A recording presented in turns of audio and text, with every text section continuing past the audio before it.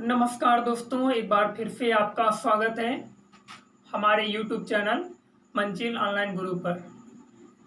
दोस्तों, जैसा कि आप सबको पता होगा कि इस समय मैं जो वीडियो बना रहा हूं वो आधुनिक भारत के इतिहास पर मैं बना रहा हूं।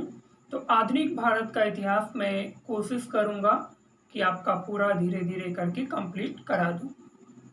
तो इससे पहले की वीडियोज में हमने पढ़ा था भारत में यूरोपीय शक्तियों का आगमन। तो अब भारत में जब यूरोपीय शक्तियां आएंगी उसके बाद में भारत के जो मूल राजवंश हुआ करते थे या भारत पर उससे पहले जिन राजवंशों का शासन था उनके साथ उनका टकराव शुरू होगा। तो इस वीडियो को शुरू करने से पहले एक छोटी सी रिक्वेस्ट है आप सबसे कि आप अगर हमारे YouTube चैनल मंजिल ऑनलाइन गुरु पर नए हैं तो प्लीज़ हमारे YouTube चैनल को सब्सक्राइब कर दें और वीडियोज़ को लाइक कर दें।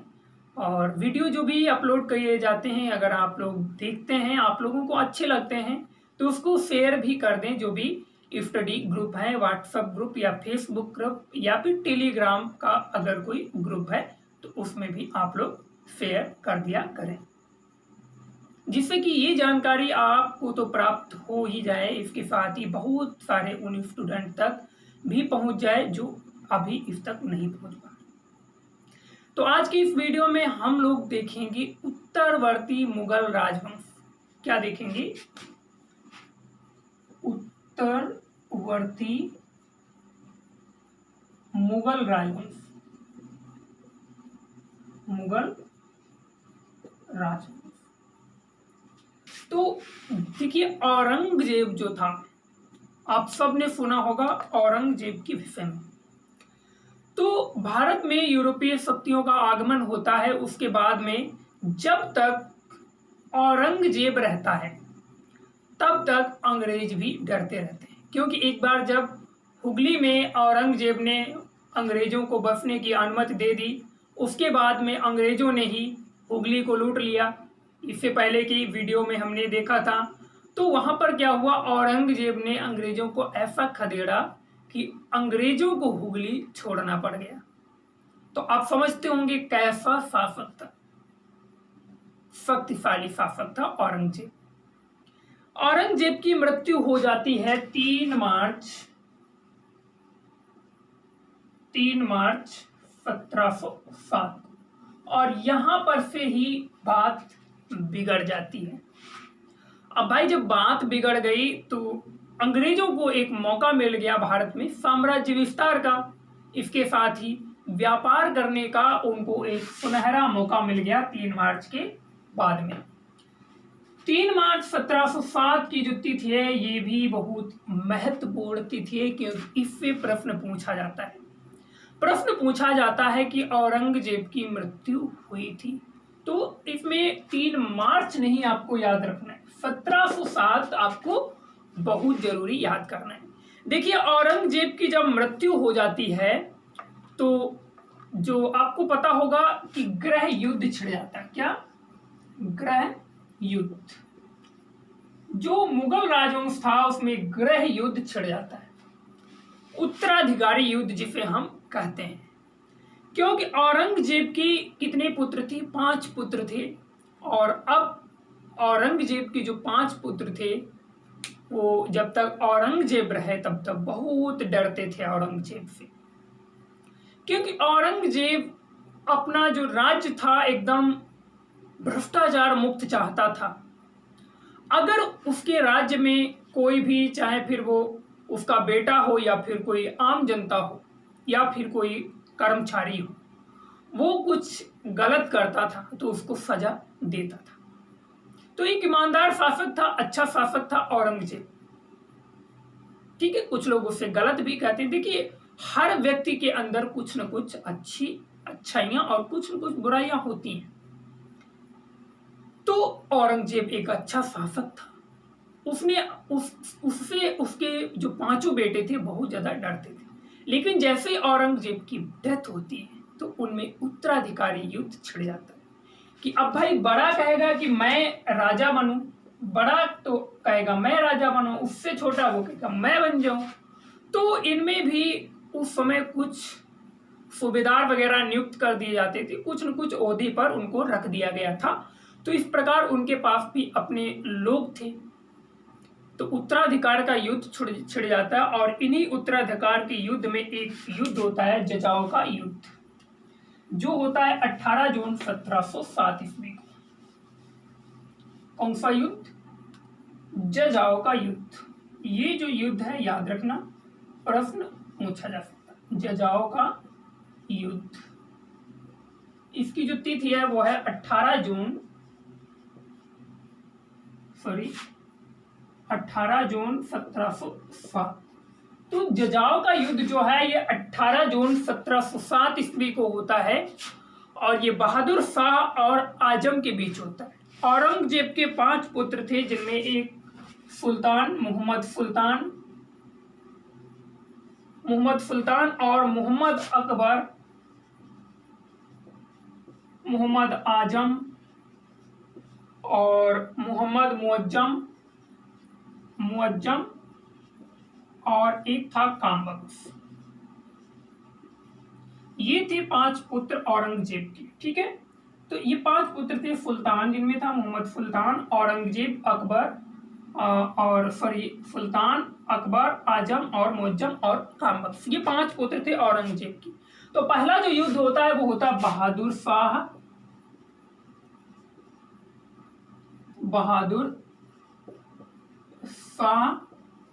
और आजम के बीच में, बहादुर शाह और आजम के बीच में होता है।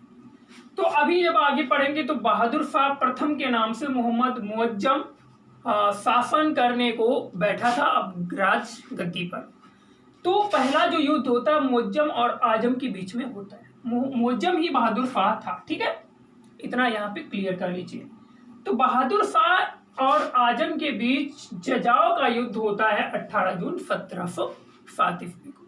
इसमें क्या होता है कि बहादुर शाह विजयी होता है और आजम जो होता है बुरी तरह से पराजित होता है और ये मारा जाता है। इसके साथ ही यहाँ पर आजम के 2 पुत्र भी मारे जाते हैं। आजम क्या हो जाता है? आजम पराजित होता है और मारा जाता है, और प्लस इसके 2 पुत्र भी मारे जाते हैं। कितने? 2 पुत्र भी मारे जाते हैं और ये बहादुर शाह जो होता है विजयी हो जाता है। ठीक है, तो ये उत्तराधिकार युद्धों में ये एक पहला महत्वपूर्ण युद्ध था जो परीक्षा में पूछा जा सकता है।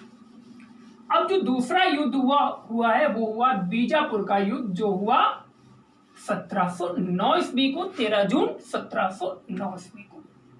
उत्तराधिकार के युद्ध में दूसरा युद्ध है बीजापुर का युद्ध। तो बीजापुर का जो युद्ध हुआ, इसकी तिथि क्या है फ्रेंड्स? इसकी तिथि है जो ये 13 जून 1709 ईस्वी।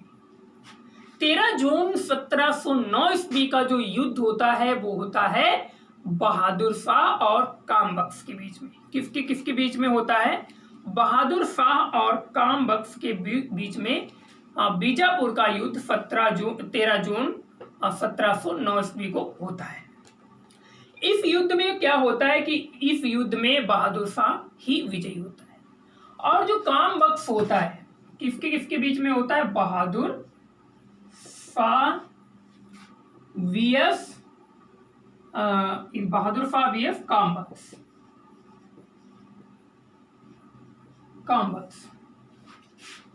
तो इनके बीच में युद्ध होता है। कामबख्श बुरी तरह से घायल हो जाता है, मरता नहीं है, बुरी तरह से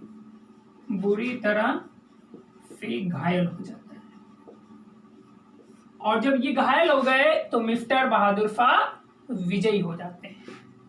बहादुर शाह विजयी हो जाते हैं। और यहाँ पर कामबख्श जब घायल हो जाता है तो उसके अगले दिन इसकी मृत्यु हो जाती है। अगले दिन मृत्यु हो जाती है और इसमें इनका एक पुत्र भी मारा जाता है। एक पुत्र भी मारा जाता है। तो इतना यहाँ तक आपको समझ में आया होगा कि जो उत्तरवर्ती मुगल राजवंश था उसमें औरंगजेब की जब मृत्यु हो जाती 3 मार्च 1709 को, तो वहां पर उत्तराधिकार के युद्ध छिड़ जाते हैं। इसके साथ ही वहां पर जो मुख्य उत्तराधिकार के युद्ध होते हैं वो मैंने बताया। पहला युद्ध था जजाव का युद्ध जो 18 जून 1707 को होता है, और दूसरा जो युद्ध है वो है बीजापुर का युद्ध जो होता है 13 जून 1709 ईस्वी को।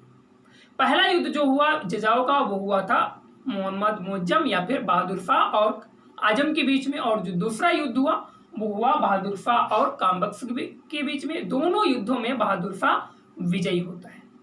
अब बात करें तो यहाँ पर इसके बाद में बहादुर शाह जब विजयी हो जाता है तो बहादुर शाह ही शासक बनता है।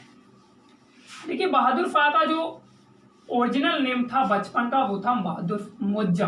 कौन था? मोहम्मद मुअज्जम। तो इसके बाद में मोहम्मद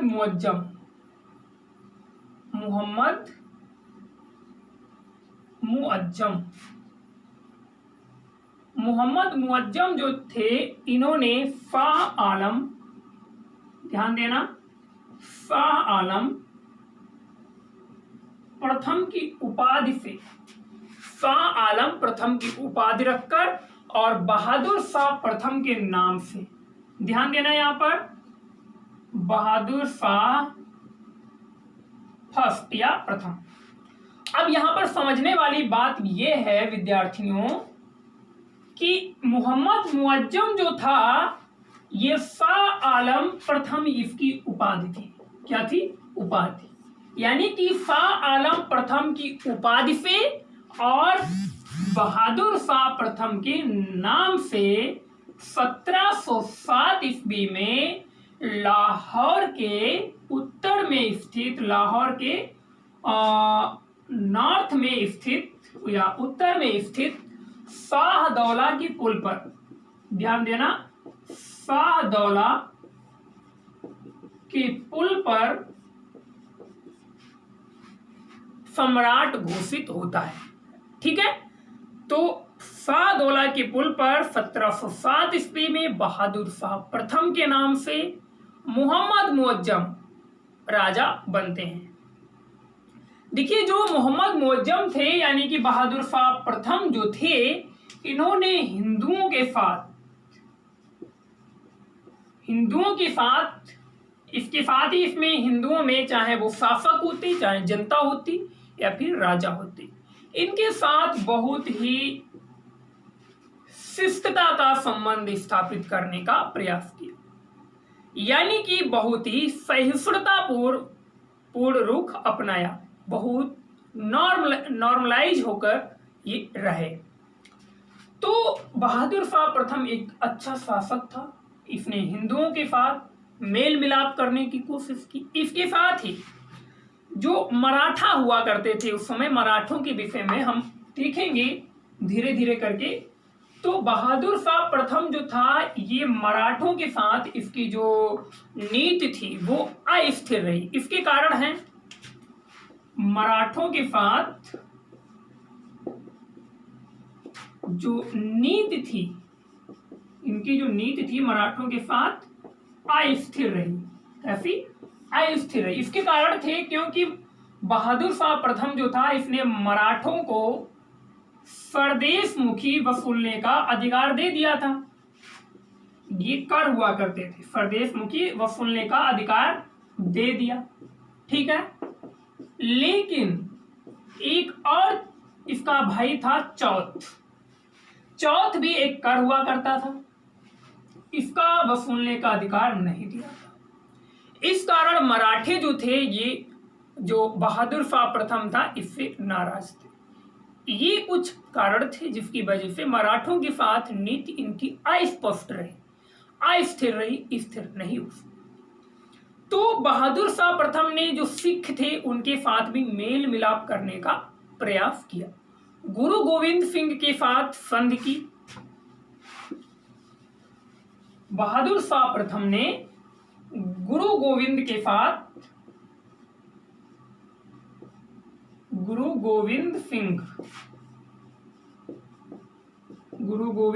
के साथ संधि की और मेल मिलाप करने का प्रयास किया।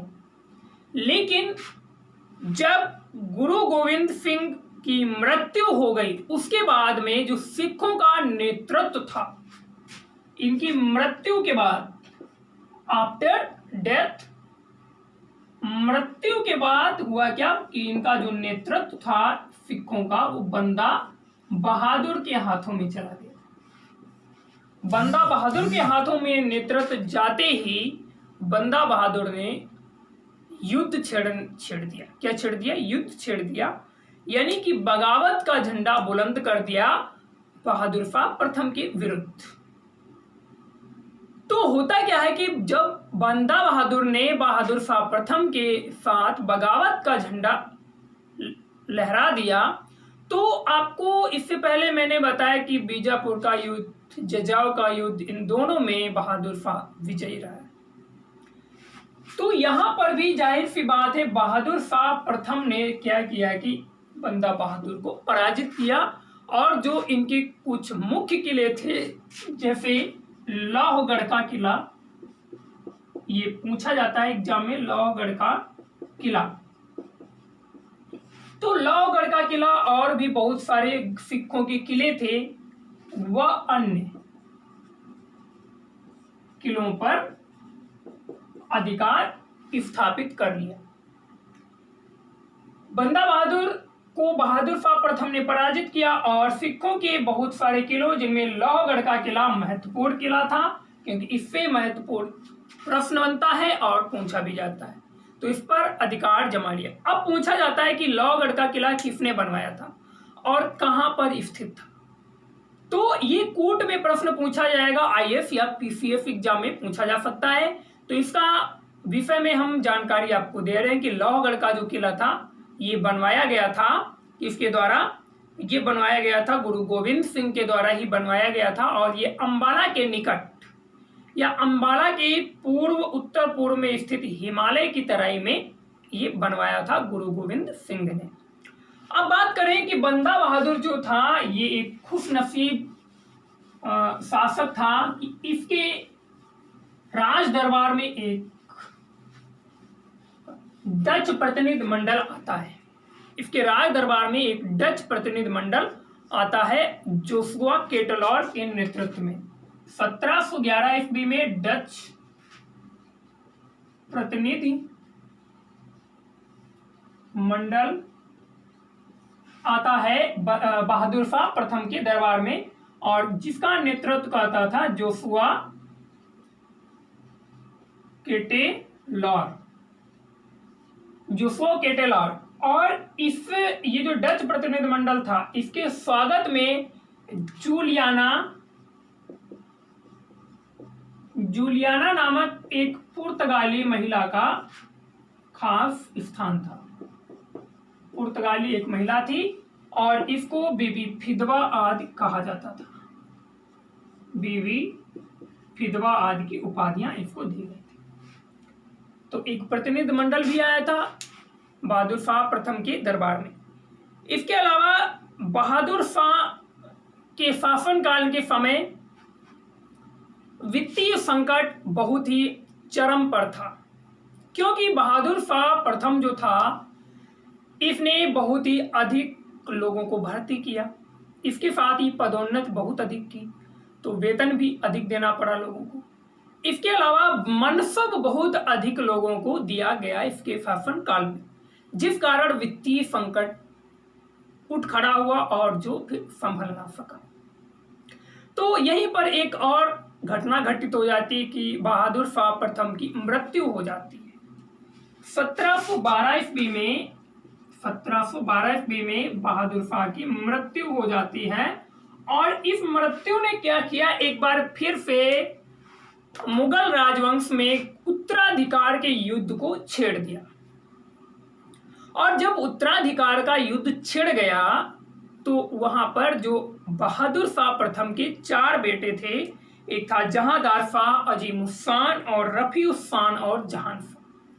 तो इन चारों में उत्तराधिकार का युद्ध छिड़ गया। ये 4 ही नहीं थे, इसके अलावा इनकी चाचा की लड़की, भतीजे, भैया, तो इस प्रकार से भी इनका खानदान भी था, वो भी युद्ध में छिड़ गया था, लग गया था। तो इसके बाद में जहांदार शाह शासक बनता है, उसके विषय में हम लोग अगले वीडियो में देखेंगे।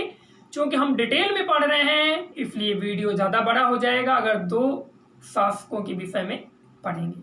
तो छोटा वीडियो बनाने की मैं कोशिश करता हूं कि जिससे कि आप लोग उसे पूरा देख सकें। तो इसी प्रकार के वीडियो और भी देखने के लिए हमारे चैनल को अगर नहीं सब्सक्राइब किया, जल्दी सब्सक्राइब करें, वीडियो को लाइक और शेयर करें अगर अच्छा लगे तो। मिलेंगे नेक्स्ट वीडियो में, तब तक के लिए दीजिए इजाजत, नमस्कार।